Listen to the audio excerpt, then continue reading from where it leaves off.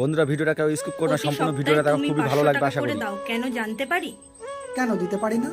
না পারো, টাকাগুলো আমার কাছে রয়েছে, যখন লাগবে বলবে, আমি দিয়ে দেব। আমি ওটা তোমায় খরচা করার জন্য দিয়েছি, জমিয়ে রাখার জন্য না, বা আমাকে ফেরত দেওয়ার জন্য না। তুমি এই বাড়িতে এসছো, তোমার দায়িত্ব আমার উপরে। এই বাড়িতে এসছো, বাড়ির কাজগুলো তুমি করো, আমার দেখাশোনা করো। হ্যাঁ জানি, এগুলো তুমি নিজের ভেবে ভালোবেসে করছো। মাসের শেষে একটা ছেলের যেমন তার হাতে টাকা না থাকলে মন মানসিকতা ভালো থাকে না, তেমন ভাবে মাসের শেষে তোমার হাতে কিছু টাকা থাকলে তোমারও মন মানসিকতা ভালো থাকবে। প্রতিটা ছেলের তার সামর্থ্য অনুযায়ী তার ওয়াইফকে সপ্তাহের শেষে বা মাসের শেষে অল্প কিছু টাকা দেওয়া উচিত। আর সে টাকাটা দিলে তার টাকা কমবে না, তার ওয়াইফের কাছে থাকলে সেটা পরে তার লাগলে সে পাবেই।